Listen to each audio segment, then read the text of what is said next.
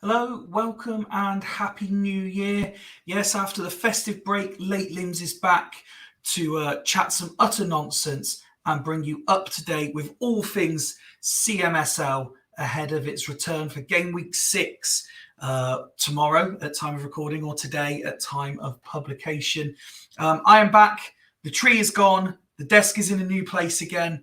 But one thing that stays the same is my partner in crime for this little project of ours. Evening, Mr. Smuts. Evening. Happy New Year to you, mate. And to you. Welcome and to you. 2024 and Yes. the first Late Limbs of the year. Literally, as we are recording, I've got a message from one of the managers saying to do me a favour on Late Limbs tonight. So I'll wait for that to arrive, and then we'll find out what favour I'm supposed to be doing. Lovely. Well, I've got it already. What first second of me talking? First episode of 2024. I mean, New Year's resolutions out of fucking window. It's gone. We have asked people to send in anonymous questions for this episode, so we're not going to spend too much time rambling on. We have a whole host of them. I've seen them. You haven't. It's fair to say it's a mixed bag. There are stuff that people are trying to get us into trouble for, and stuff that people are trying to split us up over. So we'll see what comes of those questions in a little while. But before we talk about the Super League, like I say, it's the first one of the new year. So how was Christmas? How was New Year? Yeah, it was pretty good, to be fair. Nice and quiet, considering my lad's birthday's 5 days before Christmas. It was just presents, and we managed to spread it out from about the 18th right through to pretty much New Year with him opening presents, because he got that many from family and friends, etc. So he is not really sure what to do with himself now. He's not opening presents constantly, so that's good. I avoided most people, which was great. In-laws for a bit, and that was about it. I didn't get a chance to drink too much, which is as parenthood has ruined my drinking sessions on Christmas. If anything, I'm drinking more these days. I can imagine. If it's really roles reversed, isn't it? It's you've become Steve Wright, and I've become the rest of the Steve Fyfie. Yeah. Steve Fyfie, yeah, exactly. Dear me. Shall we jump straight into the Super League then and get everyone up to date? We are recording. We didn't hear how your New Year's and Christmas was. Well, I figured you'd ask me at some point, but you just never got round to it. Too busy talking about yourself. So, for a change, yeah. No, it was all right. It was pretty quiet. I mean, I outlined what my plans were on the last episode. Aidan seemed to enjoy Christmas Day, which was nice. A bit quiet after he left. I opted not to go where they were going. So I just spent Christmas night kind of on my own. We had a nice time. Christmas Eve, though, we were playing some Jackbox games. We did, yes. And then, I went to Swindon, had a good night out, and seen our only win in 7 games while I was down there. And I lost my voice, despite the fact I had a voice at 95 minutes. I didn't at 96 minutes as... I'm passionate about Swindon, but I completely lost my head. I was almost having to be restrained from going on the pitch and having an altercation with the referee. I just completely lost it. I was screaming everything. There was quite a few of the Fools guys sat with me, and at one point, so basically, he'd get the ref. We were winning 2-1, and in the 96th minute, he gave Forest Green a penalty. And now, not just as a Swindon fan, but actually, if you go back and look at the photos or the video, it's genuinely not a penalty. And because it was so clearly not a penalty, is why I lost my rag. You know, if it was a penalty, then I'd be upset, but I wouldn't have gone to town the way I did. The referee was being called all sorts. The linesman that was stood in front of me was being called all sorts. At one point, the ref did the thing where he goes and tells the keeper, you must stay on your line until the ball's kicked, etc. And I just remember pointing at him and saying, let me guess, you're telling me he has to stay on the fucking line. Well, just understand this. He knows the fucking rules, unlike you dopey tosser. He knows what he's supposed to do, unlike you fucking wanker. And let me tell you something else. Like everyone else around me is just pissing themselves. I said, and let me tell you something else. If he fucking saves this, I'm on the pitch and I'm coming for you, you twat. And he did save it, and I had to not get on the pitch. Wow. So it's gone from late limbs for the vegans at Forest Green to late trying to throw limbs at Fyfie. I was so angry when he saved it. Everyone else, like we were celebrating. There was a real like roar come from me, and like picking people up and celebrating them like a goal. As soon as that finished, everyone was still like cheering and stuff. I was just looking for the referee who'd run to the halfway line by then, and I went, "Yeah, you better fucking run, you wanker. That's what you get for fucking cheating." I said, "I'll fucking pay you myself to stop me doing shit like that again." I went mad, honestly. The standard of reffing is so poor lower league. Honestly, I lost my. I'll try and find a picture of the incident they gave the penalty for, and I'll post it just so you can see why I was so angry about this. Please do. That's horrific. Super League. Yes, that was a thing. Let's get into it. It is a thing, and it's the thing that has brought us together. So on the screen now, we have the next round of fixtures, the game week 6 fixtures. But since we last spoke, we've had 3 game rounds. So let's have a little look back at what's gone on. So won some games. On Christmas Eve, we had Dudley beat Badgers 2-0, you beat Stackington 3-1, Burn won 1-0 away at Fulchester, Coast won 2-0 away at Haggis, LSK won 2-0 at Stanley, Exiles lost 2-1 to Sancti, and Vikings won 3-1 at Sloths. We then went to Boxing Day, where Sancti beat Badgers, Fulchester hammered Dudley, Burn did the job against LSK. You played out a boring 0-0 against Alf. It was Stackington 0, Haggis 0. Stanley won 1-0 against East Coast, and there was another 0-0 this time between Vikings and Exiles. And then the last time we were on, which would have been around about the 28th, if I remember correctly, Dudley 1, Stanley 1, Foss 5, Exiles 2, Fulchester 2, Stackington 0, LSK 0, East Coast 0, Burn 0, Vikings 1, Sancte 1, Haggis 1, and Sloths 1, Badgers 2. That left the league table looking like this. Coast and Vikings both on 10. Then it was Burn, Badgers on 9. Stanley and Haggis make up the top 6 with 8. And then we've got a whole cluster of teams. Foss, Fulchester, Dudley, Exiles and Sancte all on 7 points from 5 games. LSK and Stackington both on 4. And Sloths, the only team without a win after 5 games. They're on 1 point. Scored just 2 in those 5 games, conceding 10. No team unbeaten after 5 games. So with your manager head on, let's talk about Foss Road first. Sat 7th with 7 points plus 2 goal difference. How do you summarise the first 5? It's gone exactly as I was expecting. Duggan asked me the same question a couple of games back, and I literally said I expected to get nothing away from home, and I got 1 point in the 3 away games I've had so far. And I expected to at least be competitive in my home games, and I won both of them. So there you go. Exactly as it was last season. Second best and unbeaten away from home. At home, sorry. Yeah, and the exact opposite away from home. Ridiculous. You are the joint top goal scorers in the league with Northern Burn after 5 games with 9.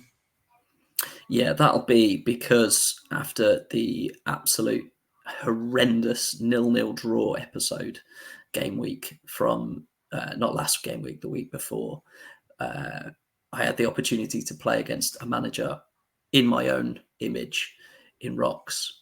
Attack, hell for leather. Now, you decided before the game kicked off that you weren't playing no goalkeepers. The integrity of the league was more important than the entertainment factor that having 0 goalkeepers on the pitch would have been. Yes. And I stand by that decision. I think that was probably the right decision, but still boring. But we brought 7 goals anyway, 5 of which were mine, which is great. So yeah, the fact that I've scored more in one game than the 2 teams above us, directly above us, is hilarious. And it's exactly, in fact, the Vikings all season have scored and conceded exactly as many as we did in the last game. And they're second. Well, I want to, obviously, we could quite easily go through every single club here, but I just want to highlight a couple. Obviously, most people were talking about Coast and Burn being the 2, possibly Haggis in that equation as well. Early days, of course, but you mentioned there Vikings joint top, played Indeed. 5, won 3, drawn 1, lost 1, scored 5, conceded 2, 10 points. What have you made of them? It's been a big turnaround from where they were last year. Definitely. I think that little break that Jens had from the league at the end of the last season has really has revigorated him, has revitalised him, and the big Norwegian has got his wood back, and the rest of the league is on notice. He's got to the final multiple times, I believe, definitely at least once, but hasn't got that star yet. Those top 2 are both probably next in line, maybe Badgers in 4th there, as the next guys up to get that star. And yeah, the only probably surprise you would say out of that top 6 is that Stanley are in there as well. Yeah, I was going to say they're the team that are playing above expectation. Yeah, you praised them before the season started, didn't you? Well, actually, 1 game in, and I think they played against me in that first game, didn't they? And they looked pretty good. Yeah. I said that this was the kind of game away from home that I might have a chance, and they just were very, very clinical ahead of me. And I think Mike's got. I think he's got the league. He's got the league sort of. He's understood it now. He's understood he's had that time to play about, and I'm still waiting on the donut to come in, his Swemp formation. And if I can maybe give him a nudge and say, look, if you pay the donut, I'll play something silly as well. If I can maybe get that involved, we might have a bit of fun towards the back end of the season. But I'm sure you'll poo-poo that as well, ruin all of my fun. Looking below the dotted line, there's plenty of experience in the likes of Fulchester, Dudley Hill, Sancte, even LSK. Definitely in Sloss, but we'll talk about them separately. Again, it is still early doors, but does it show the caliber of the league that all of these teams are just bunched up on, the majority of those that I mentioned there on 7 points, LSK, the only one not, but they're only 1 win behind? Very much so. It's been said repeatedly, and it was mentioned a lot by Duggan on the last stream, that this is the most competitive set of managers that we've ever had. I would maybe argue that last season might have been slightly more competitive only because it's Ross's first season. And if you look at the one manager whose first season it was last year was me, and I've been in and around the league for a long while, you'd maybe argue that last year was slightly more competitive, and it going down to the wire on that last game of the season probably. The word competitive. The word competitive is interesting. What's your thoughts on this version of it, in the sense of it's very tight, it's very congested, and likely to stay that way, but the majority of teams are all playing the same formation, and that's probably 3/4 of the reason why. This league is littered with the best players in the game and very astute managers. So really, they're just playing each other out and picking up the same sort of results throughout the year. Are we lacking a sort of creative spark other than maybe 1 or 2? That's always been the case, though, hasn't it? When was the last? It's getting more and more so. Yeah, of course it is, because you're seeing someone like Byrne, and Ian has had the same formation for 15 seasons, and it's worked. 9 of those seasons. And 3 of those seasons he's got a star. So if you're looking at it that way, 20% of the times he's won with the same formation. People are going to look at what works and replicate it as much as they can. That change that Rocks in realistically Rocks brought in, it might have been Greavesy. I apologise for whoever, but probably Rocks, brought in that 3DM line with the two wide players and a midfielder in front. That has been sort of replicated by 3 or 4 other teams now, and it's really been sort of a push away from the wing-back system that a lot of the other teams have had in the past. And it's going to be interesting seeing who has that nous of being able to switch that up, and maybe the squad available to look at that and go, it's not quite working against these formations, let's try this one.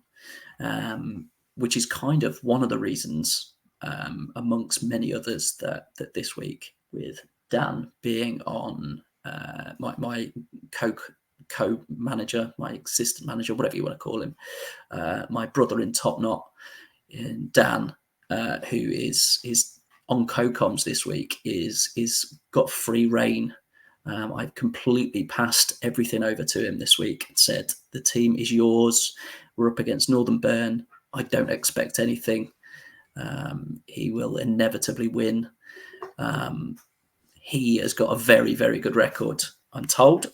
I'd already made the decision after I found that out, but he's got a very, very good record against Ian with his old Gazelles formation. I think Ian himself mentioned that on Twitter. I saw it was Ian that brought that to my attention just about 5 minutes after Dan had done exactly the same. So it's interesting to see how that plays out in the end.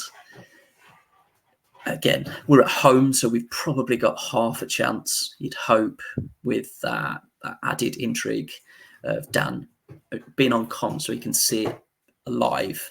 Mm-hmm. I don't know if that makes any difference, but I've got this sort of superstitious thing that whichever one of the two of us is on screen maybe has the reins. So as soon as I saw Dan was on comms, it rained straight to him. He's so criminally underused by me, and I feel so bad every time I remember to send him a message and say, "Oh, this is what I'm doing this week, by the way." And it's almost an afterthought. I feel bad every single time.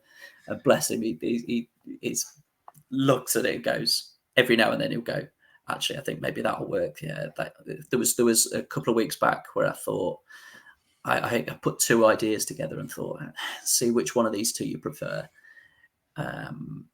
It was with Riquelme in mind because he hadn't hit the ground running in that AMC position. So I was looking to bring him into midfield.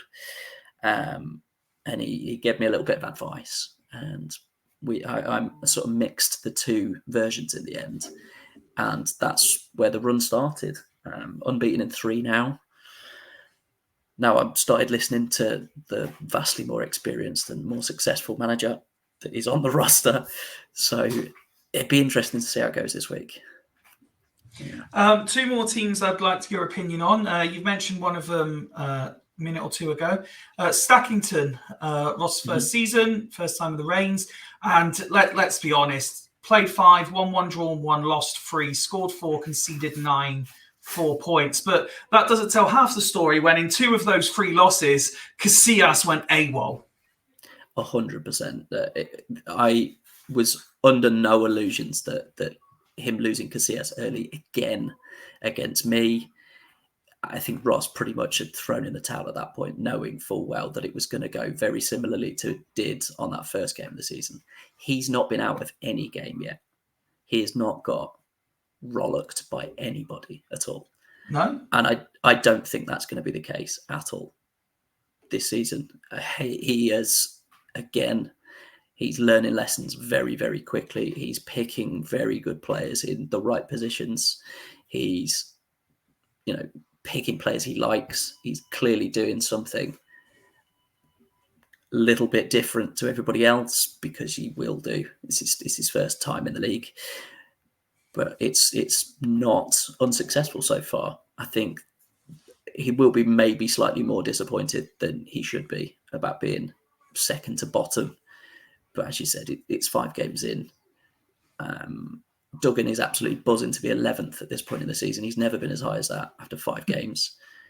And he always ends up in the bloody playoffs somehow. So as long as he's not discouraged and he keeps plugging away, Stackington, I think, have got a good chance of looking upwards rather than downwards.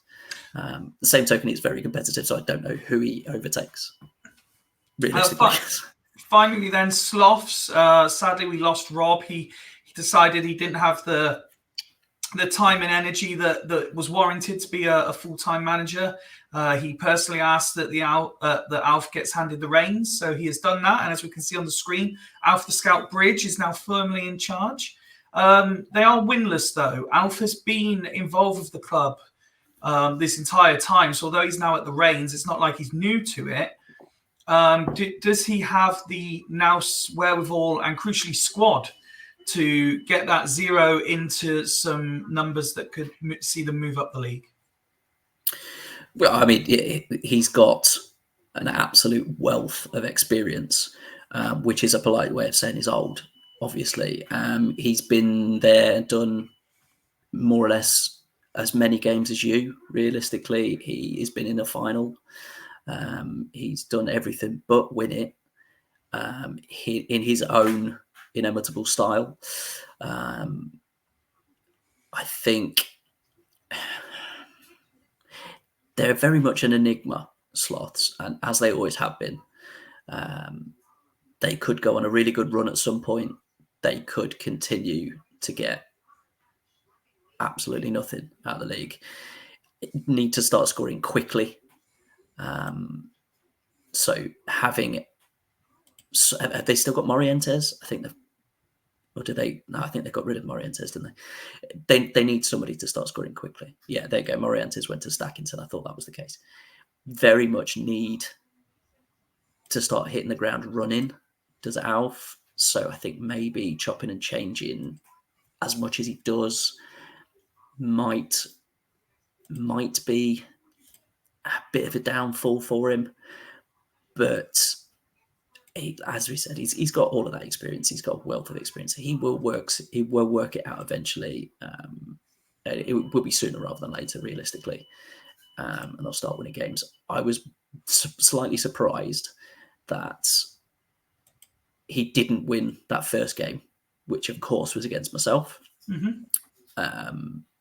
I was away from home as well, so I was fearing the worst immediately. First point away from home, a goal disallowed right before half time, potentially, or right. I was definitely another goal disallowed because I had a goal disallowed in every bloody game so far. But a winnable game, realistically, for me, that Alf got a point out of. So it's going to be the case that will continue to happen. After the next set of fixtures, we move over to Australia, where this time around I have selected a squad based on players who were in the reserve teams at time of selection. So we've got a Super League reserve squad, which will give some exposure to these players. A couple, there's a fair few there I've never used before. There's a couple I'm interested in. From yourselves, Cisse's been called up, Jorovic as well. A few from me. Yeah, Jorovic, and I thought I saw Russian back. Oh no, I didn't get Russian back in the end. No. He's one of 4 Exiles players that have been called up. I'm also in control of the under-21 squad, who have got a game coming up. And what I've done here is, as best as I can, I have picked all of like the 16 and 17-year-olds who have been promoted up, with the exception of these 2 goalkeepers, because there was only 1 goalkeeper in all 14 squads. And there were no left-sided players at all in the in the 14 squads. So I had to call up Arca, Lee Chun-So, and who was the third? Charlie Chaos. Indeed. So they were my 3 left-sided players that I had to call up just to have something that resembled balance in the under-21s. Yeah, the next match is in the Nations Cup Group 1 against... Grudge match against Vanuatu, yeah. Yeah, who I don't even know what that is. I know Samoa. I'm aware of Samoa. But Vanuatu, yeah. But Vanuatu are actually top of the group, having actually played a game. So I might actually, save these for late limbs next week, and we could play them on the on the stream possibly. Decent, but, yeah, that's not a bad shout. Especially as previously announced, there's no game on Sunday, the 7th of January, as I'm celebrating my birthday. Yeah, you're what, 21st? Yes, 21st with 13 years experience. Jeez, it's been an hard paper out, mate. Hashtag 34. One last question then before we get on to the questions submitted. The other news in the Super League is that people were clamouring for some sort of transfer activity, and I've allowed one out of league signing to apologise for lack of New Year's Day, plus celebrate the opening of the transfer window. Do you think that it potentially opens an avenue for teams to make a slight improvement to their squad? And do you think people will be taking the time to research what they actually need? Yeah, I think there are certainly a few managers that will be a big help to. The new managers, Alf especially, will be a big fan of having another player at his disposal. I imagine Ross the same. And certainly Rox loves an out of league. I pretty much identified that I need an attacking midfielder, as Riquelme is not going to perform. He's better in midfield than he is. You might as well have just left it as he's not going to perform. He's been very, very good so far this season. I'd suggest he's probably one of my higher rated players for the season, maybe behind Vieira. So yeah, I've gone for an attacking midfielder. It's a bit of an out of the box option that may get a few games here and there. If Franca starts dropping off, it may be that I need to look at something in the transfer window. We'll see. Be interesting to see who people have picked for. I think there's one very, very good goalkeeper that's not in the league that I'm surprised. I'd be surprised if somebody doesn't go for. If there's teams that need a goalkeeper, potentially Stackington, if Iker Casillas does fall by the wayside, as I'd be surprised if he didn't. Well, we are recording this as the darts final has just started. Now, I'm not a massive darts follower, but I have been following the story of the young 16-year-old who has been just destroying everybody. Do you follow darts much? I have historically in the Raymond van Barneveld era, Phil the Power Taylor era, but not recently. Okay. As the TV usually has Iggle Piggle in the Night Garden, Bluey, some sort of kids TV on, if it's not got Desperate Housewives on it. So I wouldn't know where to find the dart. Presumably Sky Sports. It is indeed. Yeah. Well, I'm going. But I know there's a child in the final. Yes. Yeah. Well, that is Luke Littler. He is 16 years old, despite looking older than me and you. And he is against, I think his name's twice Luke his as well, age. Luke Humphreys. And I actually think Humphreys might win the final and ruin the story, unfortunately. But knowing nothing about either, Littler or Humphreys for the win for you.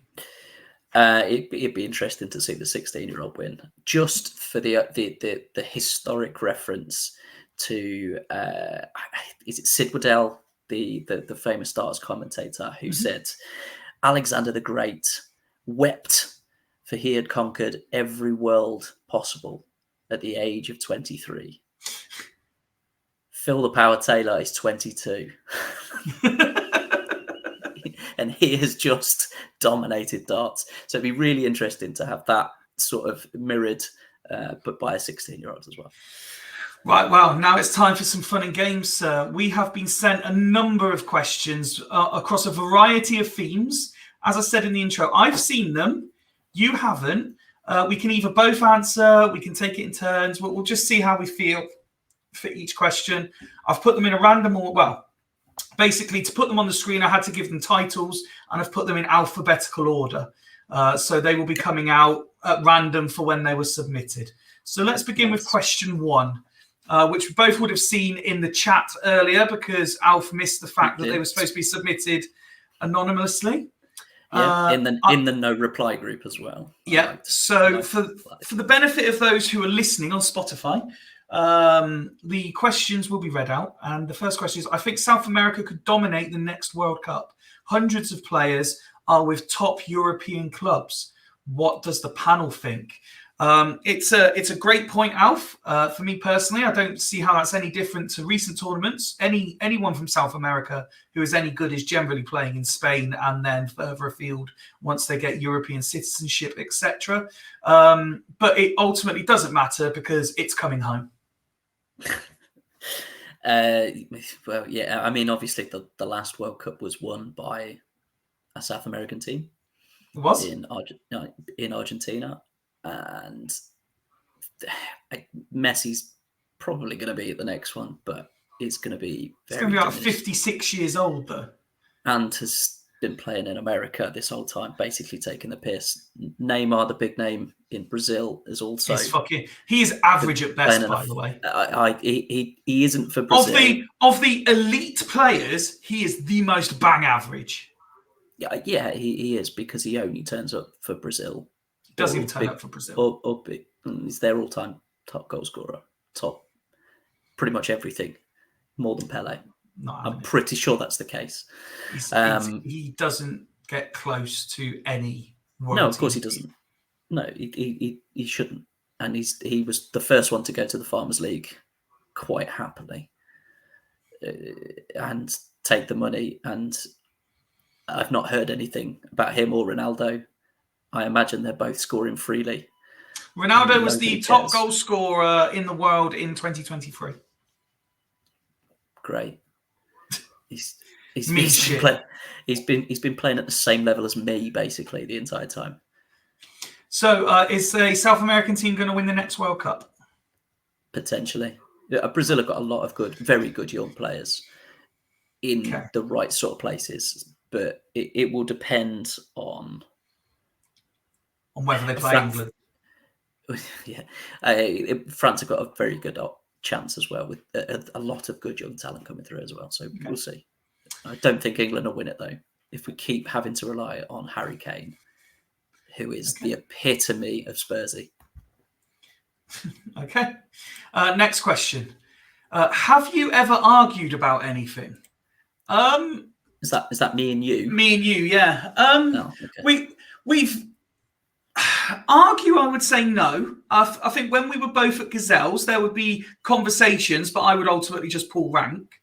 I think the closest me and you have ever come to an argument is when I told you I was giving up Exiles to carry on doing the Super League, and you were not happy with me. Still fuming. Yeah, and ultimately, again, it was your decision. You pulled rank. You do whatever you want to do. I just I think I'd already done it, but I was just telling you I was doing it, and you weren't happy about it.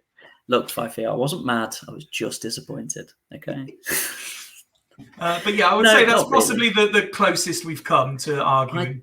I don't really argue. Full stop. I mean, I'm contrarian. I'll give you that. You like a debate and a discussion. No, I don't.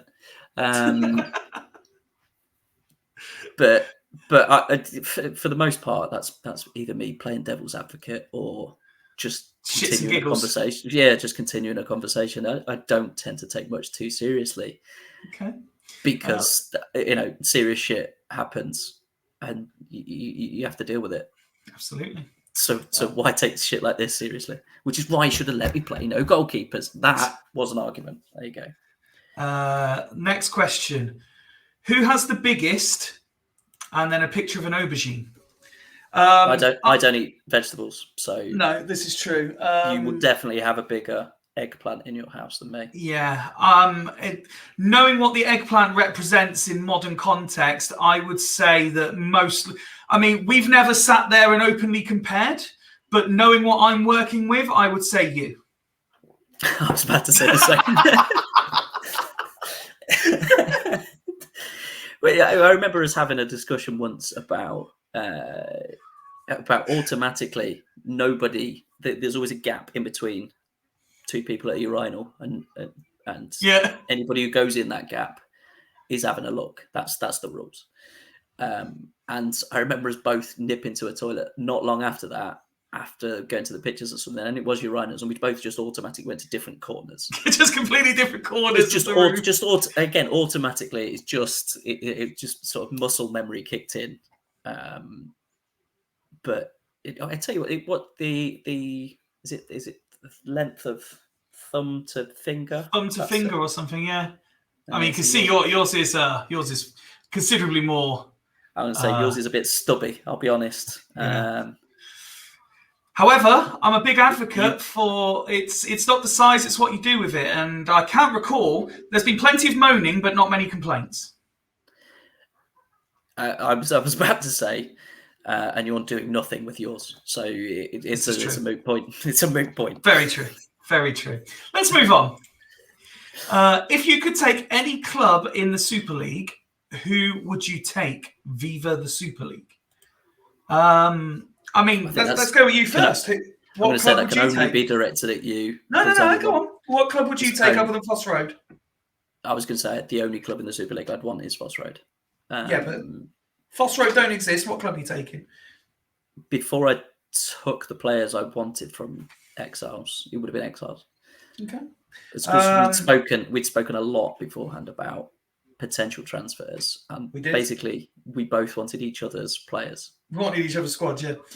We could have done 7 or 8 transfers just between the two of us. Thinking about this question, I would take Sloths just to prove a point because of how shit everyone thinks I am, despite actually having a star. And but if not Sloths, Fulchester. I quite like a Bashit Macca's squad, to be fair. Vikings would be a dream to have, but I'm not very good if the squad is too good. I prefer something just a little bit shitter. Yeah, I think I'd probably be in a similar, which is why I didn't go for someone like Haggis, who've got 4 of the best players. Fucking Vieri and Van Nistelrooy up front. Yeah, exactly. And then Cannavaro and Nesta at the back. Cannavaro and Samuel, sorry, at the back. Okay, next question. Who's your worst enemy? Worst enemy. I would say, and I know people will say this is a cop-out, I would say my worst enemy is myself. I'm very negative about my life. I will portray a lot of positivity onto other people. I will try and boost people up. I will try and boost their ego. I will try and give them all the positivity and everything in the world that I can possibly give. When it comes to myself, I'm very negative. I'm hypercritical, and generally very downbeat about myself all the time. And I'd say Rob Sloths. Nice. Excellent. Lovely. Next. Late Limbs question. Create a Super League fight night by pairing up Super League managers and others against each other. For example, Tato versus Campbell, Fyfie versus Smuts, and Alf versus his own mortality. If there was a fight between you and me, it's a no contest. Before the bell is finished. You might win the aubergine, but I'm definitely winning the fight. I might win the hearts of the minds of the people. No, you don't even win that because I will batter the mind out. No, I'm definitely beating you in a fight. You would, yes. I don't think I would beat any of the Super League managers in a fight, including Alf. I would like to see who would make a good fight in the Super League. See, the thing is, you can't put anyone against Jens because he is fucking outrageous. I was about to say Jens against Dimble would be, no, because all you've got there is the hype. Like, I think exactly. Jens is stacked. It'd be like watching Godzilla against. And that's no disrespect to Dimble. That's no disrespect to Dimble at all. But he is like a big albino twig. In fairness, is Dimble. Yeah, if Jens is as ripped as I expect him to be, yeah, that's probably a no contest. Well, Jens against you is probably the only Nah, Jens would destroy me. Absolutely destroy me. I would like to... I'll tell you what I'd like to see. Macca versus Duggan. I think that would be a fight. I'd like to see Aldred against the rules. That would be interesting.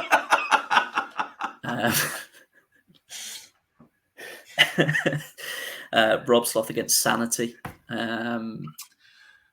I think Jamie would be good in, like, say, in a UFC cage. I think Jamie would be all right. But who would he go against? I reckon he's got the... Do you know what? Jamie Dimble could be good. Jamie Dimble could be good. Yeah, he's got... But Dimble have the height advantage. But you've got to expect that Jamie's probably got the vascular output. Yeah, I was going to say, Jamie's a cardio machine, isn't he? You just keep going. Yeah. Would I don't think I'd like to see Al fight anybody. Tato versus Mr. Edwards. Can he and bring his shovel? We'll go WWE no holds barred. Yeah, it's a hardcore cage match. Cage match between Tato and Mr. Edwards. Yeah. Potato versus the patio. Yeah. I think they're the ones that instantly jump out if I was to pick some fights. So what have we got there? Jens is already crowned UFC champ. Dimble, we said, against Jamie. Macca against Duggan. And who's the third one? Oh, Tato against Ian. That'd be good fun. That'd be good fun. What is the collective name for a group of flamingos? I should know this, and I'm sure you've told me this before, but I don't know. A letdown of flamingos, if we're going by the history of the West London fabulous flamingos in the small horse, or your previous flamingos output of teams. The West Country flamingos, yeah. There you go. Yeah. I don't know is the answer. But while I flash the next question up, I'm sure my partner in crime can quickly Google it so that we can actually offer some education amongst the nonsense. The next question, which I can hide you on the screen while you Google it. My friend always talks about you so much. That's not really a question. That's more of a statement. But I would say your friend has great taste. And I hope they are enjoying the Super League content that we're offering. And if your friend is talking about it, they're trying to get you into it as well. So everyone watch the Super League, generally speaking, Thursdays and Sundays on YouTube from 9. Fantastic link. A flamboyance of flamingos. There we go. Lovely stuff. Which of you are actually better at the game? I'm going to say you. 100% you. 100% you. I don't have anything to show for the hours I've put in. Realistically, other than on the Champ Manager forum, I do have one challenge that I was better than everybody else at. So other than that, and you have a star. Yeah, but my star, with all due respect to those involved, the season, yes, but people were expecting me to do it with the squad that I'd sort of assembled. You know, I was the only person that actually got proper numbers out of Mpenza. I had Kieran Dyer on Absolute Flames, that kind of thing. But you also have to remember, I came up against the biggest bottle job finalists in the history of ever, as I just tore them apart. I mean, the fact that Mido has scored in a Super League Grand Final tells you everything you need to know. Is that not the biggest win? It might be. I think it might be. Yes, well. Yes, yeah. I think it is. Thanks for that. But no, you are definitely better at the game than I am. It depends how you look at it. How you measure success. If you look at it as playing against other people, then you'd probably suggest you're better. But knowledge of the game and a home save, I think I put the hours in that one. How can I get involved? We get this question a few times. It's difficult to get involved straight away, merely because despite efforts elsewhere, we only have 14 managers. It's not like we have a secondary game running or like we have an active reserve league or anything where more people could get involved. But the way to get involved is watch the shows, be active in the chat, be active on social media, get your presence known amongst the group. And then once positions are available, then I try and advertise them out. So if you are interested, then you get like a fake interview and we go from there. And the more that you are involved, the more that your name's known, the more likely you are to get the next one that comes up. I think Ross at Stackington is the epitome of the way to do it, yeah. To get involved. So last season, maybe 2 seasons ago, Ross, I don't think had interacted with anybody in the Super League at all, despite living next door to my wife for however many years. You've got to let it go. So insane that is a reality. Started watching, so he's been quite active on TikTok and Facebook, on the Facebook groups, looking for games and stuff and posting about. The Facebook group don't like us. I'm not surprised. I used to post the weekly update blog in there, and they asked me to stop spamming it. And I said, I'm not spamming it. It's champ content. And then they said, no, you're promoting a particular game that not everyone can get involved with. A week later, they announced their own. A month later, that folded due to lack of interest. Fair enough. Sorry, guys. Never mind. So Ross had been playing chat manager for all these years. Must have stumbled across the Super League somehow. Kept posting, got involved by following each of the managers on Twitter. There was a fantasy football prediction league style thing last season that he got really, really involved with in as much as he basically took it over from Duggan, who started it. Became a assistant at one of the teams as well. Being assistant is, as I said earlier with Dan, a thankless task. Having been an assistant multiple times, having been your assistant and done all the work. I prefer to talk about our thing as co-managers, really. Yeah, realistically it was. I basically let you have your name above the door because they asked you and not me, and also because I didn't want to fail miserably. Which we didn't. I'll be honest. No, we didn't, to be fair. No, we didn't. Let's move on. That's the best way of doing it, is basically just be involved. Who is next for a job? Well, as I said in the last one, if this answer is not Dan, my assistant manager, then it's wrong. It's as I said, we look to see who's interested and try and fit the right person to the right team. But I've wanted to get Dan back involved, and for one reason or another, he hasn't yet. So Dan is very much my top choice for the next Super League job. He left his position due to circumstances outside of the game. He offered to do something which the offer was then revoked for very clear and obvious reasons. But he's still very much involved. He's doing co-coms, and he's in a position where he's ready to get back in. So the next club, realistically, he's getting. If I have any, I say if I have anything to do with it, as it stands, it's my choice. So Dan's getting it. You would also expect that Paul Teflon Don is probably in the mix as well. Scott Sadler's come back to the league as well, might be up there in the list. Trying to think who else is sort of around as an assistant and interested. Asner is from Small Horse. He's in a lot of the streams. I don't think has ever expressed any interest in being a part of the Super League. But it's those sorts of people that be in and around the list. But yeah, I think Dan would be the clear and obvious choice. Yeah. Tell me a funny joke. I've won the Super League. Yeah, I mean that is a joke. So the joke that always comes to mind for me, there's two. So my favourite joke, it has always been a nice quick one. When does Sean Connery go to Wimbledon? I don't know. When does Sean Connery go to Wimbledon? Tennish, which is a terrible Scottish accent, and I apologise to both Rocks and Campbell immediately, but very funny. But the joke that always comes to mind when somebody says your favourite joke is the joke that my now wife told the first day, I think, that we met when she started at my old work. She said, I know a joke. It's what's worse than finding a worm in your apple? The Holocaust.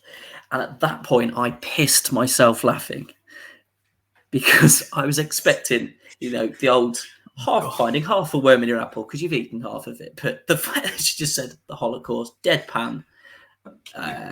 It was at that point I was in trouble. And 8 years later, you're still together. Exactly. Yeah, and it is because of the Holocaust. Which of you would be the better manager in real life? I'm not even debating this. Me. Yeah, I agree.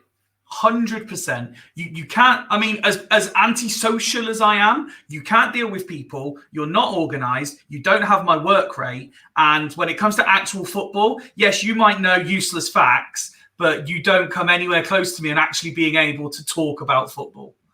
Yep, I agree. And you're not allowed near a youth team.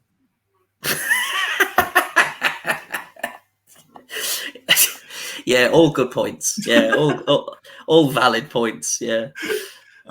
If you were a manager, are you a tracksuit manager, a suit manager, or this sort of modern pep, snazzy jumper, sleeves rolled up manager? I'm very much a Glenn Hoddle at Swindon type manager, where I am on the training ground every day, showing up all the players, saying, "Why can't you just do it like this?" Yeah. The John Moncur story where Glenn Hoddle is saying, "Right, just play this pass," and John Moncur is looking at him saying, "I can't play this pass. I can't play that pass." And Glenn Hoddle just goes, "It's dead easy. You just do this." Look, and just does it perfectly 3 times in a row. And you go, "Yeah, that's why you've got hundreds of caps for England, and I'm not." This next question, I think, is much better suited for you than me, as I have a terrible, terrible track record. Please give me pickup lines that always work. Easy, right? So my hang on, I need a pen and paper. Yeah, here we go. Write this down. Right. So first port call on Tinder always was, "Do you like Imagine Dragons?" Well, Imagine Dragon these balls across your chin. Works every time. Every single time. I believe, if I remember rightly, going back probably 18 months, I told you that I'd matched with someone and you told me to use that. And I said, there's no way I could use that line. That is awful. And are you together with that person from 18 months ago? No. Because we never even met. Because you didn't use that line. And that's it. That's the rules. That's how it works, I'm afraid. Okay. Any more? You don't need any more than that. Just that one. Okay, there you go. Next one looks a long one. Let's see. Assign each Super League manager to an element of a roast dinner and one sentence explaining why you've chosen. Not too much detail or I'll get bored. Okay. So instantly, I'm saying that not from my personal choice, but because of the way he's portrayed in the wider Super League, I'm going to extend it to like a Christmas dinner version of a roast, so there's more ingredients. Mr. Campbell will be the Brussels sprouts because most people don't like him, only a few people do. Yeah, I could give you that. Yeah. I'm going to say that Mr. Edwards is the roast potato because he's solid and dependable. See, I would say he was the gravy. No, he's not gravy. Absolutely gravy for the game. No, okay. Well, we'll see what else we get. Dimble is a parsnip, just because, obviously. Yep. I would say Jens is that really juicy turkey breast. Well, because he's clearly seen more breasts than anybody else. No, I would suggest that Rob Sloth is the turkey because he always gets stuffed. Okay, yes, very nice. That's just a round of applause for myself. Yeah, I'm very proud of that one. I'm going to say, is it obvious to call Tato some sort of potato? Yeah, there you go. Oh, I've said it again. Duggan, the Yorkshire pudding. I mean, Steve should be the Yorkshire pudding for obvious reasons. Steve and Hodgie, yeah. I'm going to say Alf is the cheese board at the end. Yeah. Aged to perfection. Yeah. Macca is that luxury Christmas pudding that people can set fire to. No, he's the Peroni to go with it. Yeah, you're being obvious now. You're being obvious. Who haven't I named yet? Mr. Savage, understated but quality, has to be the starter. Okay, and what starter? Well, that depends. It's whatever starter. He is a utility person. He could be whatever starter you want him to be. So for me, I like a soup and a baguette. Other people like a prawn cocktail. That's not for me. I like Aidan for Christmas. He likes melon chunks. But Mike could be whatever starter you want him to be. Fair enough. Ross's new kid on the block. So what's something people don't tend to put on roast dinners that has just started turning up? It'd be something like it'd be a salted caramel dessert, because salted caramel didn't exist in the 90s. I'm sure that's new. Very nice. For the same reason you said that Ian is gravy, Jamie is applesauce, because he is just dripping in sauce, that boy. Or he could be or horseradish or cranberry or whatever sauce you prefer on your Christmas dinner. Did you just pronouns the sauce on a Christmas dinner? Did you use they, them, the sauce on a Christmas dinner? Jesus, wet. Well, I don't want to offend anybody. All the sauces are available. Nah, fuck that. Applesauce all day long ketchup. For me. If you have ketchup on your Christmas dinner... I know someone has mayo. Oh, fuck off. Right. You just check under their patio. Okay. I've not given you a role in the Christmas dinner. You are the Christmas cracker. There you go. Rightly so. There we go. And what am I? What's the big fat thing that just... Pigs and blankets. Always presented?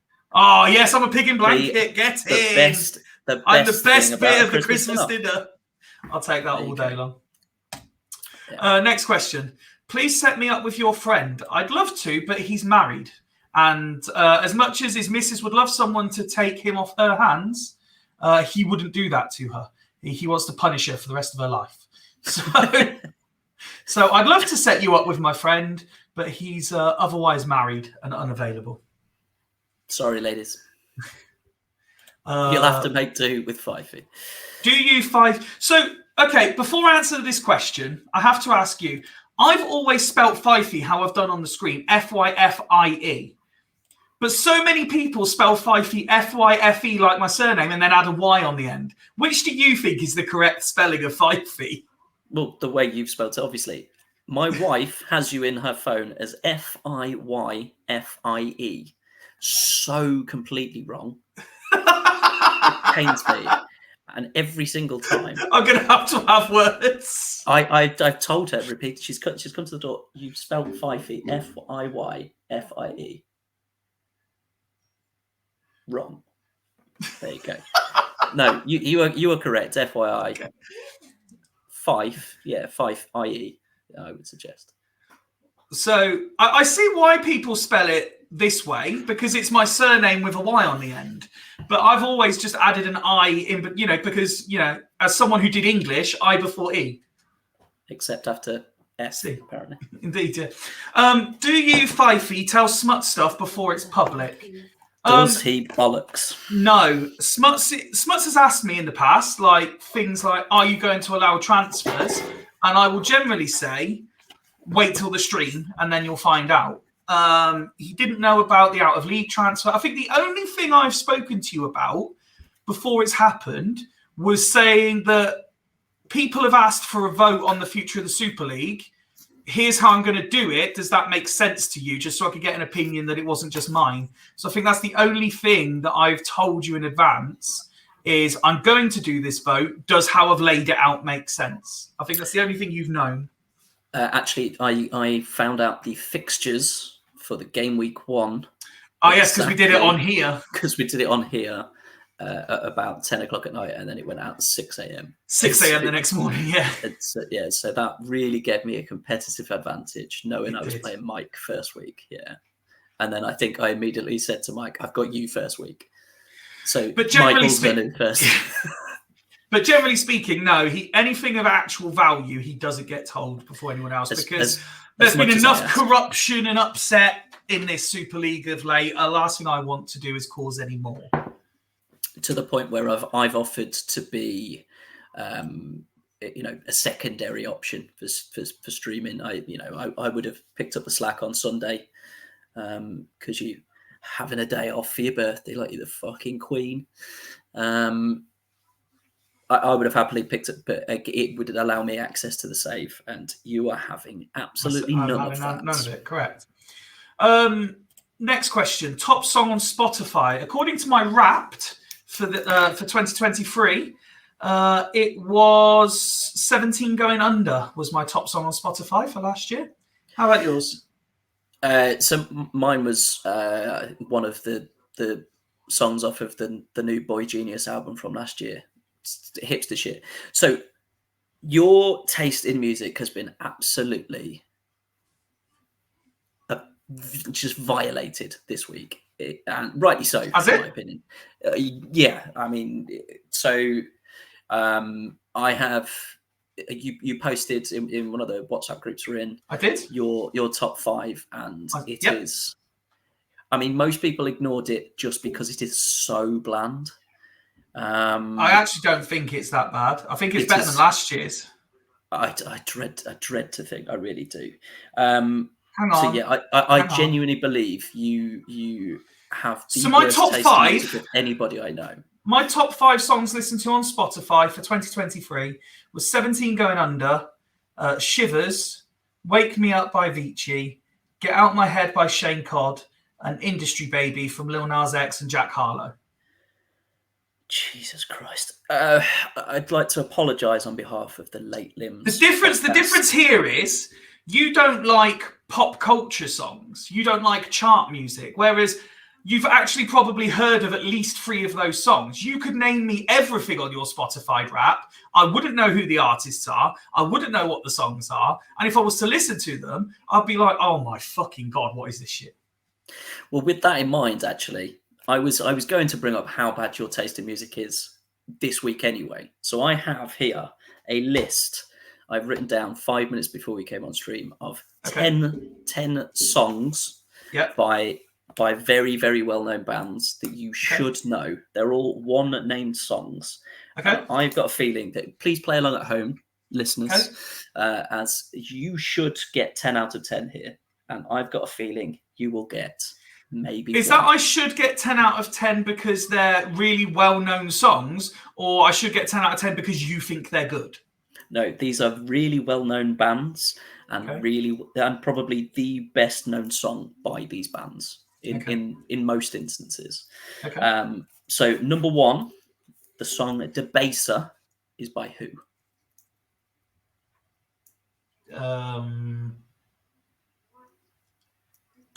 I don't know. It's going to be some indie rock band, isn't it?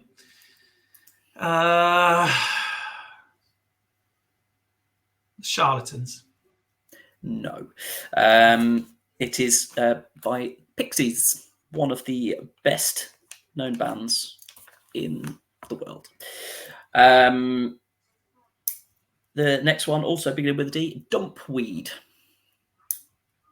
All one word. Wheatus. It's similar genre at the very least. Oh, well, Blink-182. Again, I can assume you have heard of Blink-182. I have heard of Blink-182. Yes. There you go. So even though you've just told me, I still couldn't name one of their songs though. Dumpweed. There you go. What's my age again? Oh, is that Blink-182? It is. Yes. Okay. I know that song. Like that's probably which arguably means it's more well known than Dumpweed. If I know that one, it will be. Dumpweed isn't one of their most well known. You literally just said it's like that. Most of them are. Yeah. Banquet is the next one. I'm going to say no, and then guess the Libertines. I'll give you another song by them, also one word, and these are the two best known songs by this band. So it's not the Libertines. It isn't the Libertines, no. Helicopter is another song Helicopter, by this helicopter. band. It's not that one.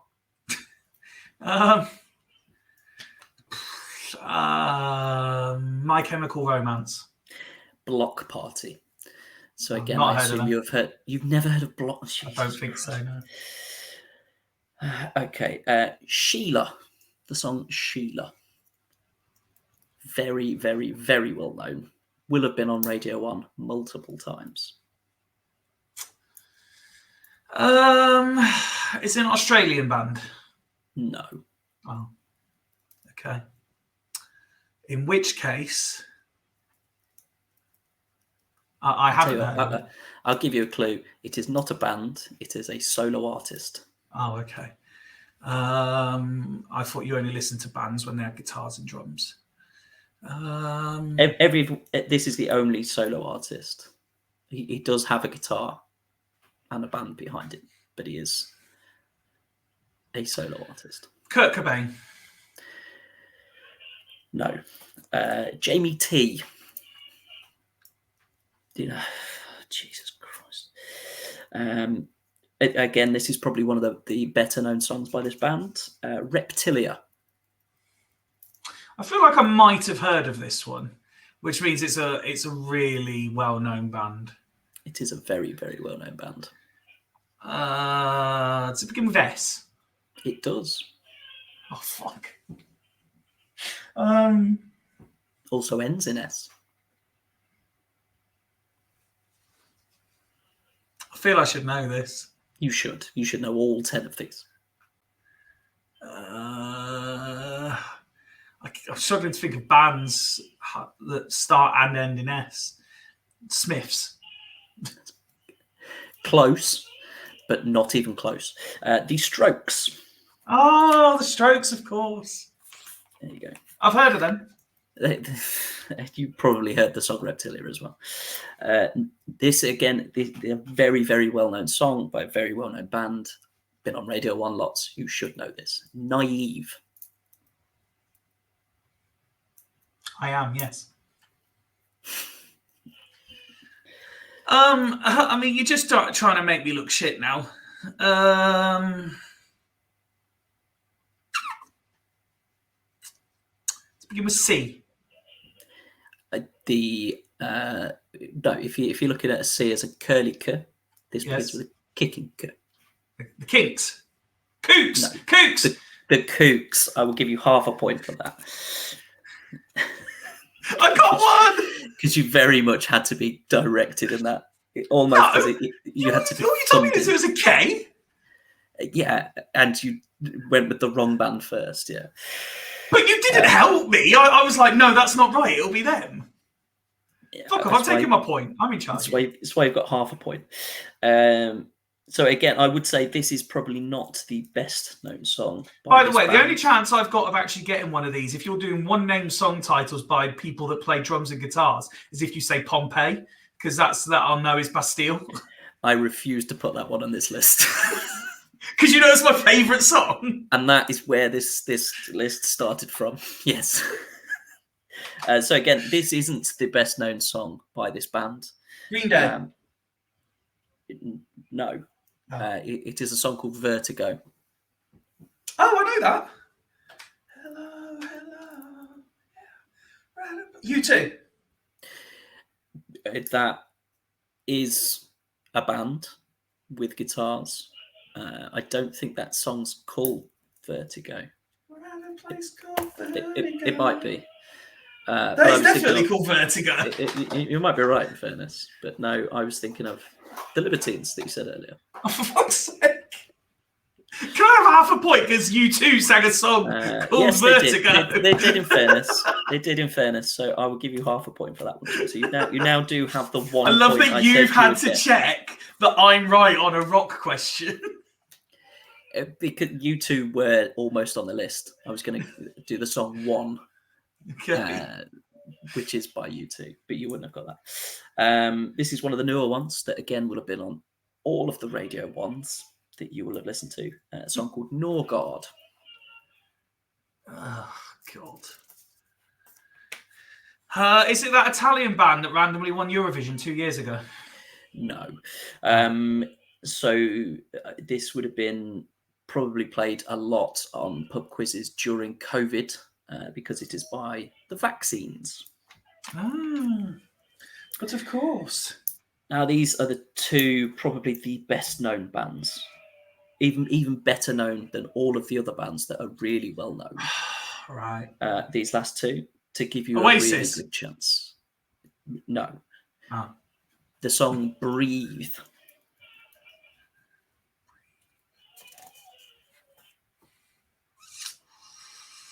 Nothing's springing to mind, so I'm just going to have to go with big name bands, aren't I?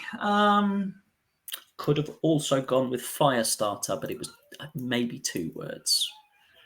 So you're too proud of your indie rock heritage to have put Nickelback on the list? Yes, because it's not Nickelback. I don't remember those being Kasabian songs. No, because they're not Kasabian songs. Both would have come out when Kasabian was still probably about 15 or something. Oh, fucking hell, man.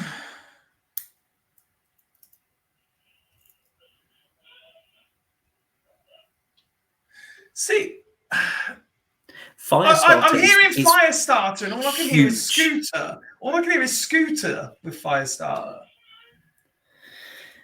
It's the Prodigy. No, I wasn't done yet. I never guessed. It is that wrong. It is that song. You weren't going to get that, were you?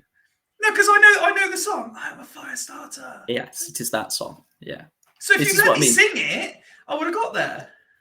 It doesn't say the words "the Prodigy." I tell you what, if you can name the lead singer of that I don't have a clue. Not a clue. There you go. Or whether he's dead or alive.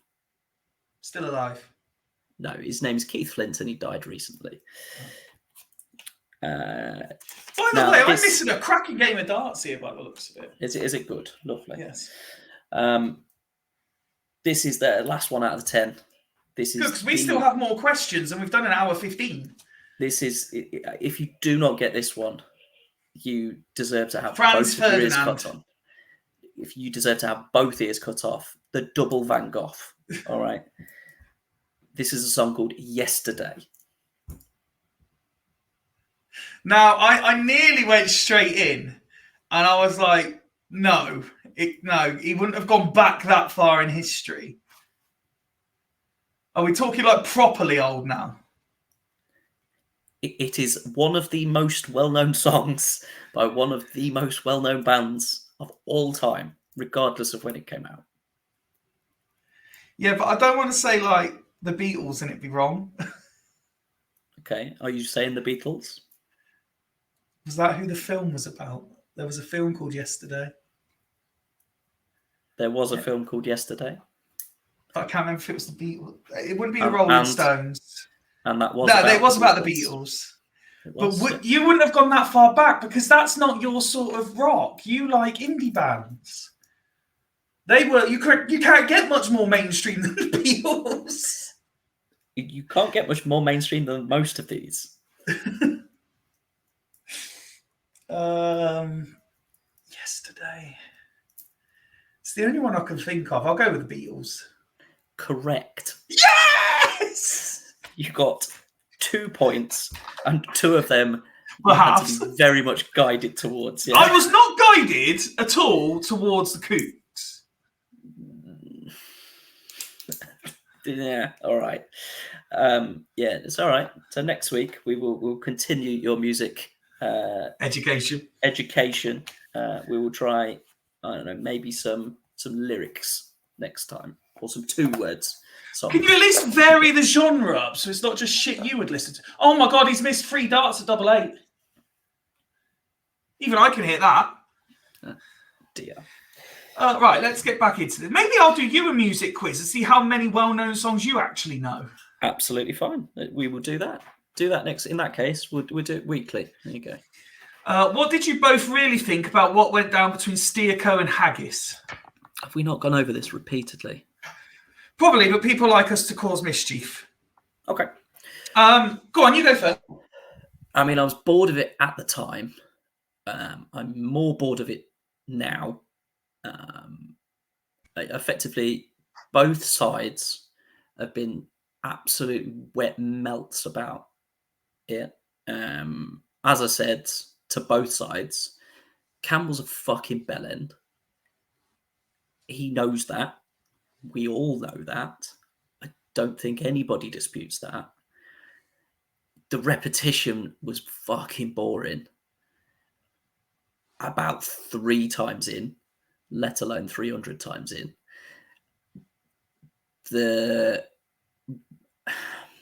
From Steerco's side of things, we both have run leagues. You are currently running this same league.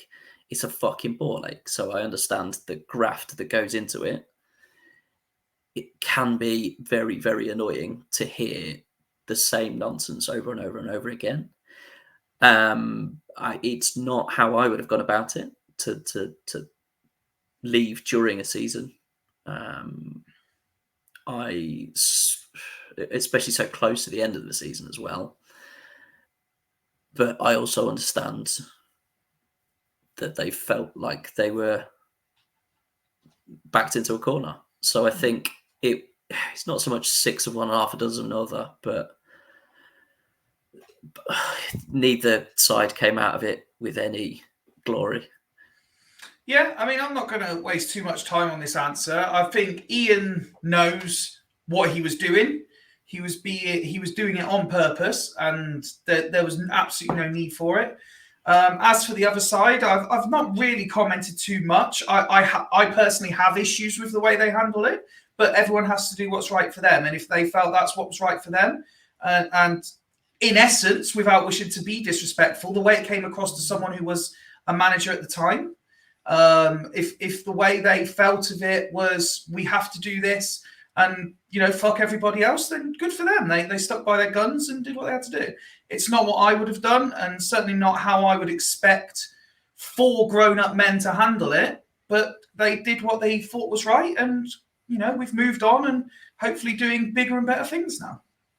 God, I hope we've moved on. I'm so fucking bored.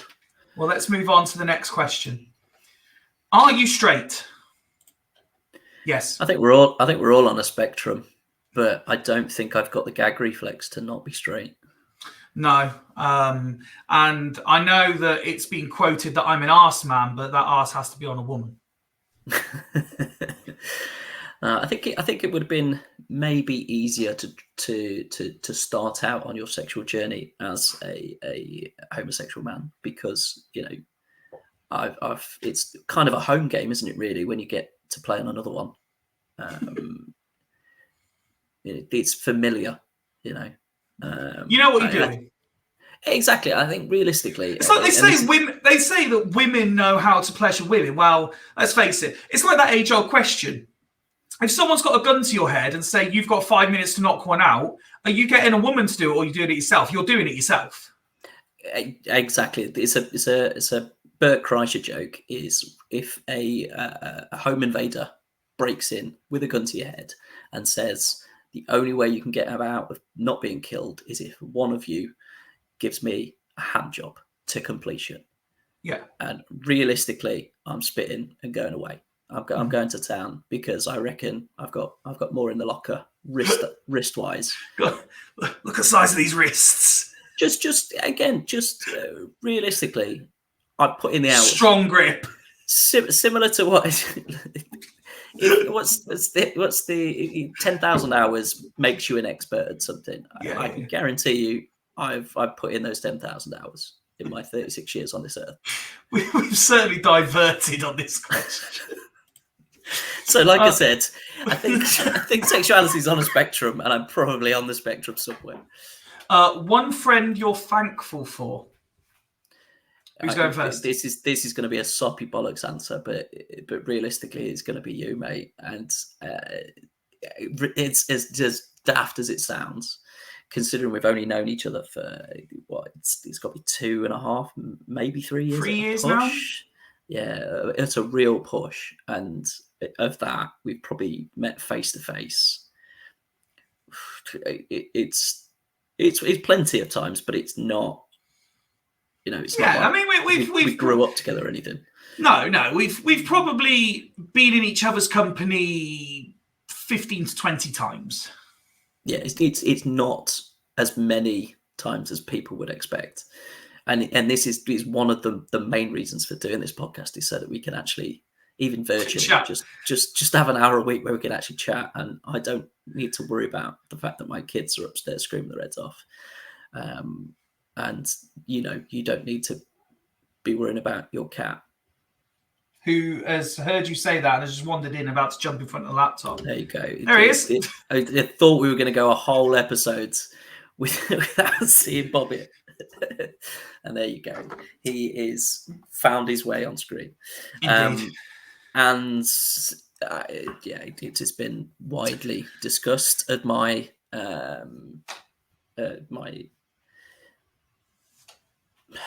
I don't know how I put this without it being really blunt. After losing my son in 2020, and you have been a great support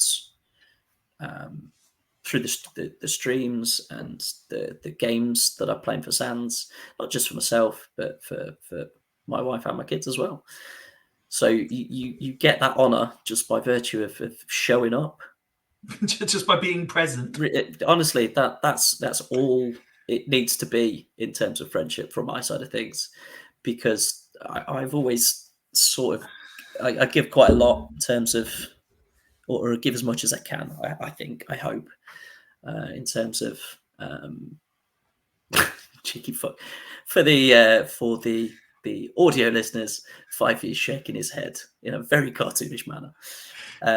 Pointing at myself and saying, realistically, it's all me. At the minute when I've got two young kids, you do put in far more of the FaceTime than me. But if I see a message from you, I'm not avoiding it. Whereas all I'm saying is, he hasn't turned up for any of my charity football matches. He didn't start a podcast for me to have someone to talk to, and. It was only mentioned the other day how Mrs. S has never been to my house. But let's be honest, Mr. Oh, no, you have once. You came to my driveway. Because I had COVID and I needed fuel. Yeah, I had COVID but needed fuel, and you rescued me with a jerry can. And I've been to the pub down the road from you as well. You have been to the pub down the road, yes. I've been to yours a couple of times. I've never been into your house. You've never been in my house, no? I've been to the driveway. Yeah, exactly. To be fair, mate, not many people have been in my house. I mean, the obvious answer is to say you as well, for many obvious reasons. There are a number of people who could take this accolade. People who know my story say my chapter in my 30s is very different to my chapter in my 20s. I've changed a lot as a person, and my life has changed a lot in the 30s. In terms of being present, I can't argue that you would probably fit the bill. There are other people I consider I've spoken very positively about the guys in the Super League in the past, about what they've offered me when I needed it. I can't speak highly enough of the guys from Fools Rush In and people external from that who have come into my life because of it.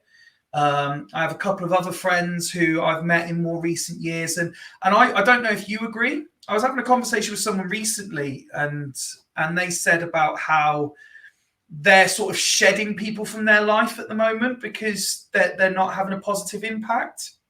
And I said, it's interesting because in recent years, I found a better caliber of people, in my opinion. That there are people who I've met in the last few years who I can see still being in my life in 5, 10, 15, 20 years' time. Whereas people who I would have said that about, say, in my late teens, early 20s, who I don't speak to anymore. Yeah, I don't actually agree with that.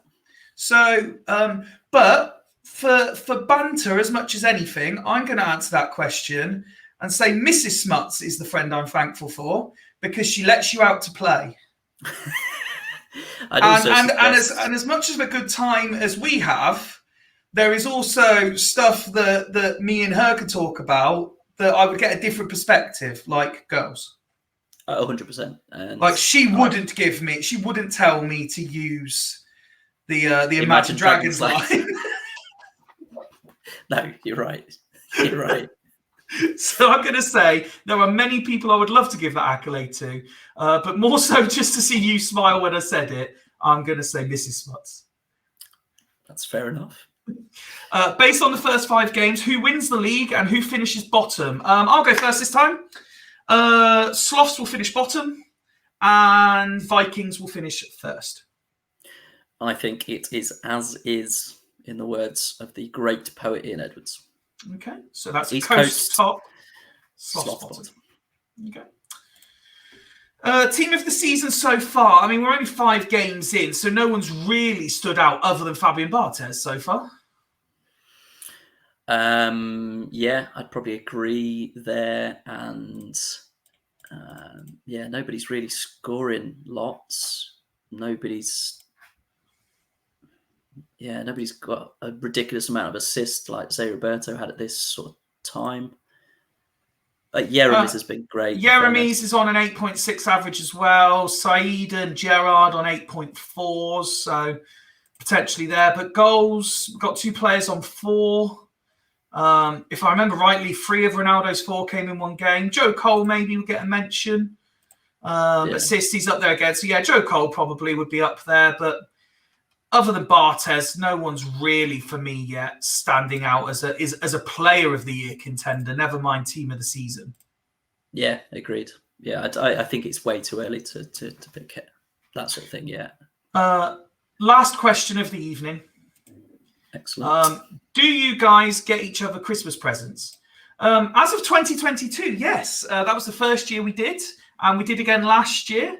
I got Mr. Smuts tickets to a comedian in Leicester. We're going to see Tom Davis. He confirmed on Christmas Day that I was the +1, which is good because I bought 2 tickets and I was hopeful that he wasn't giving one of them away to someone else. Whereas I got the game that I asked for. I saw this question and had it prepared on my desk. I'm looking forward to going round to Chateau Smuts, and maybe there'll be 4 or 5 of us around and we can have a good old game of hit send and really test it out. So yes, we do get each other Christmas presents. We do indeed, yeah. I would suggest that you didn't ask for the game hit send. You mentioned that it existed and I bought it within about 10 seconds of you saying that. Yeah. Yes, because what I like about my Christmas presents from you is both years that we've exchanged gifts now, Mrs. S has said, well, yes, they've been late. No, mine was there on Christmas Day last year because I was around yours Christmas Day last year. Because you were at my house on Christmas Day, yeah. Because I was at your house in 2022, it was there on time. But no, yes, this one was late, but my birthday present's early. And but yeah, what I like about Christmas presents both years is Mrs. S has said, Carl picked it, don't blame me if it's wrong. Yep, definitely. But you've done well both years. I know you fairly well. At least I hope so. Indeed.